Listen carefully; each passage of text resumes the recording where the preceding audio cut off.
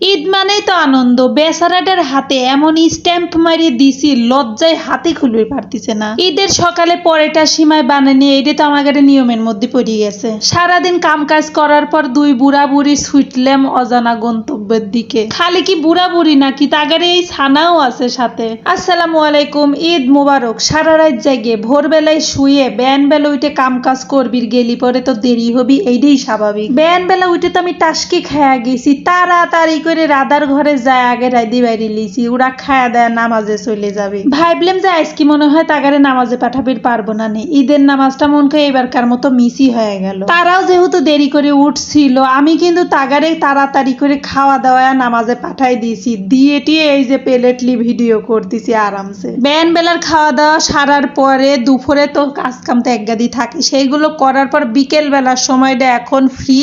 এখন হলো আমরা সব মেহেদি লিবির বইছি। আপনাকে ভাই জোর করে দেখেন কি লেখে দিছি, মানে আমার এইসব দুষ্টামি করতে এত যে ফাইন লাগে, সে তো লজ্জায় হাতেই খুলতেছে না। আমি তো জোর করে ভিডিও করছি। ঠিকই আছে, বউ আছে, এই তো আমার হাতে একটু লেখিলি ঘুরলি, সমস্যা কিসে। তারপরে যে আমি মেহেদি লিবির বইছি, আমার মেহেদি লেওয়া যদিও বা শেষ হয়ে গেছে, যেহেতু আমি মেহেদি আর্টিস্ট লয়, এই জন্য মেহেদি লিতে মেলা সময় লাগে আমার। এইদিকে আজকে আমার গুণধর আমার টিন মেহেদি লিবিলে, সে বলে সেই রকমের এক্সপার্ট, একাই টিভি দেখে দেখে মেহেদি দিচ্ছে। দেখেন তো মনে হচ্ছে গোবর ঘাটি করে ফেলা দিছে, তাও তার কাছে সেই রকমের ভালো। যাই হোক, এবার আমি মেহেদি তাক দেবই। তারপরে আমরা একটু ছাদে চলে গেলাম। ছাদের হাওয়া বাতাস হলো শান্তির বাতাস। বাইরে ঘুরবির যায় আর কি অশান্তির মধ্যে থাকবো নাকি, যে গরমের গরম, ঘুরবির যাবো সন্ধ্যার পরে, ঠান্ডা ঠান্ডা আবহাওয়া থাকবে না। এখানে আমি আলিপুরার মেহেদি দেখতেছিলাম, আর দেখেন সে আমার সাথে কি করে, একটু ওয়েট করেন। দেখেন আমার বেটার এইসব কাণ্ড কারখানা দেখলে আমার ফাইন লাগে। ও আবার দেখেন আমার হাতে চুমু খায়, আবার লজ্জাও পাচ্ছে। আমার হাতের মেহেদি নাকি সেই রকমের ফাইন হয়েছে, এই জন্য আমার হাতে চুমু খাইল। আর সে হাতে মেহেদি লিয়ে তো মেলা খুশি হয়েছে, তার মেহেদি লেও বলে মেলা ফাইন হয়েছে। হ্যাঁ, ফাইনই হয়েছে। এরপরে তিনজন একটু রং ঢং করতেছিলাম, যে একই রকম করে চাঁদ আঁকাইছি, এই চাঁদের একটু ভিডিও করি। মানে ব্লগার মানুষ হলে যা হয় আর কি, বুঝছেন। জীবনে এইটুকু আনন্দেরই দরকার, তাই জন্য প্রিয় মানুষের সাথে মন খুলে আনন্দ করা লাগবে, বুঝছেন। দুঃখ কষ্ট তো আছেই। এখানে আবার একটা কীর্তির কাহিনী আছে। ওই যে আপনাকে ভাইয়া হাত হাঁটা লিল্লা, তার হাত কালো দেখা যাচ্ছে, এই জন্য। এটি কোনো কথা হইলো কত?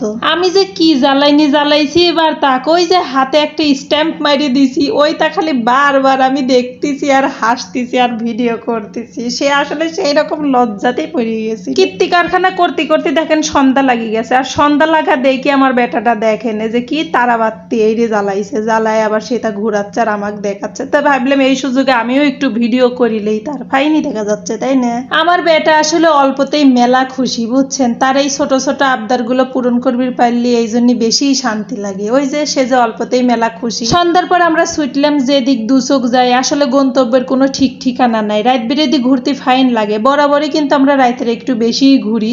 আর ঈদের সময় ঘুরতে মনে হয় একটু বেশিই ফাইন লাগে, কারণ রাস্তার দুই পাশে লাইটিং হয়, আর লাইটিং দেখতে কার না ফাইন লাগে। পাবনার রূপকথা হলের সামনে তো তাণ্ডব লাগিয়ে গেছে, সেই রকমের লাইটিং করছে। তাণ্ডব মনকে সেই হারে চলতিছে সারা দেশে, তাই না? সারা দেশে যেহেতু সেই রকমের চলতিছে, তাহলে পাবনা বাদ যাবে কে? পাবনাও তাণ্ডব শুরু হয়ে গেছে। আপনারা সবাই এসে দেখি যান। মেলা ঘুরছি, ঘুরি টুরিয়ে গরম লেগে গেছে, তাই জন্য ঠান্ডা খায়া ঠান্ডা হচ্ছি। আজকে সারাদিন ঈদ আমাগারে এইভাবেই কাটছে, এইটুকুই আপনাদের সাথে শেয়ার করলাম।